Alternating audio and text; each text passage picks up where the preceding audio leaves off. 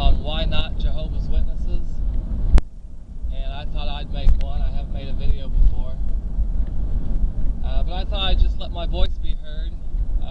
I can only speak for myself, and I was just hoping that if anyone's out there studying with Jehovah's Witnesses or thinking about, joining or whatever, that they at least do their research and come on and listen to people that have been there. I became a witness.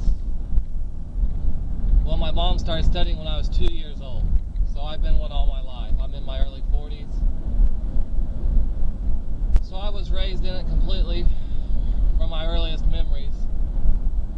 And the main thing that, if I was to pick one thing, it's hard to pick one thing, but if I was to pick one thing, I would say it steals all the joy from your life. You get to where you have no life, you have no soul, you don't enjoy anything.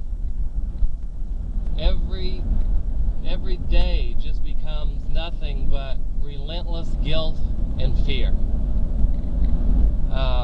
At least that's my experience. I suffered for years, my whole life pretty much, with depression. And I can link it all back to the mind control techniques and the mental and emotional manipulation of the Watchtower Society. I'll probably always be a witness to some extent. It's like part of me. And maybe that's not totally a bad thing. There is a few things that I think I did benefit from. But overall,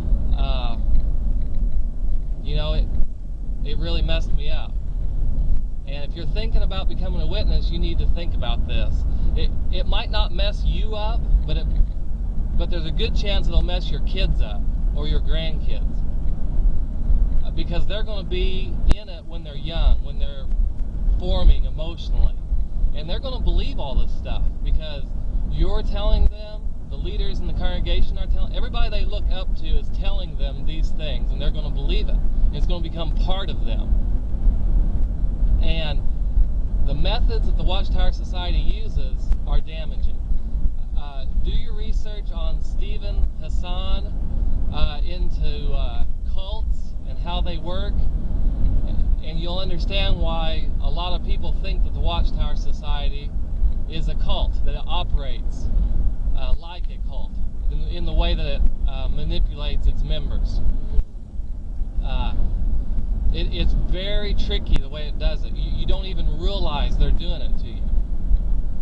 You need to start your research right away before they get a chance to start getting into your brain.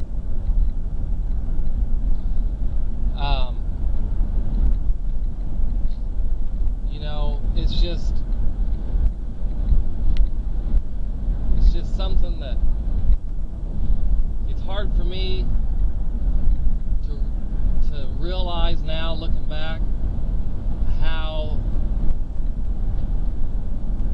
much of an impact it had on my life. I've been out for almost 4 years now, and I am still totally messed up from it. You get into a mindset where you just second guess everything, and you feel guilty about everything. They make you feel guilty about things that are just normal activities, because as a Jehovah's Witness, you're expected to give everything to the society, to the Watchtower organization, to do the things that they say you need to do to get salvation. And when you engage in things like just spending a day at the park with your kids, or working in the garden, or maybe you've got a hobby, you want to mess around with hot rod cars or something or whatever, you lose all your enjoyment of those normal activities of life because you just feel guilty about it all the time. Because in the back of your head, you're just hearing how you're not giving your all loyal to Jehovah. You're not showing appreciation for his organization, for, for your life. That you're wasting time. Maybe it doesn't affect everybody this way, but definitely it has the ability to. The Watchtower Society has the desire and the means to get to you on that level. If they don't get to you on that level, it's because of you, it's not because of them, because they're trying to get to you that way. They got to me that way, and I think they get to a lot of other brothers and sisters that way, because they say they're happy people, but just in the little congregation I was in, just small town America, everybody was depressed. So many people on pills, antidepressants, a lot of family abuse. People can only take so much. And I just think that's probably the worst thing. And the way they accomplish it is by their whole doctrine on the faithful and discreet slave, the fact that they claim to be appointed by God. They claim a greater authority than any other thing on the planet. They make the grandest claims, and if you believe it, then basically you're believing that whatever they say is from God. I mean, are you going to doubt that? I didn't doubt it. I didn't understand it a lot of times, but I tried to. It was always my fault. If I didn't understand something, or I didn't agree with something, or something didn't seem right in the Bible, it's not them, because they're from Jehovah. It's me. Because something wrong with me. And then again, you just beat yourself up constantly. And at the end of the day, after years and years and years of this, you're pretty sure God hates you. You're pretty sure there's no way you could ever please him. And you finally get to a point where you're so miserable, so full of guilt, fear, and self-loathing that you finally don't even have any enjoyment in life anymore, and you just pretty much want to die just to get peace. And that's where I was. I was ready to die, and that's when I got on the internet and started looking at quote-unquote apostate things. The first thing I typed in was Jehovah's Witnesses and mental illness. And it saved my life.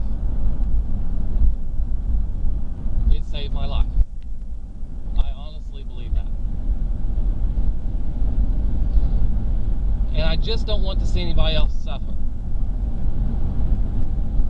the way I have. You don't have to suffer like that. They're lying to you when they say that they're God's only organization. That you cannot know Christ, you cannot know God without them. It is a horrible, horrible lie that they use to manipulate people.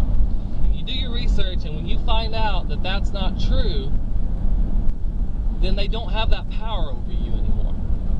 That's so important. And right away when you start studying, they're going to try to start directing you to the organization. That's key. In the Theocratic Ministry School on Thursday nights, they go over that time and time again.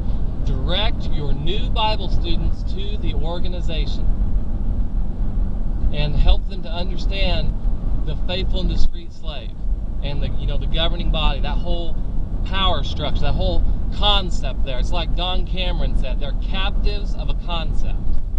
And right away they try to start indoctrinating you into that concept. But it's based on a false premise.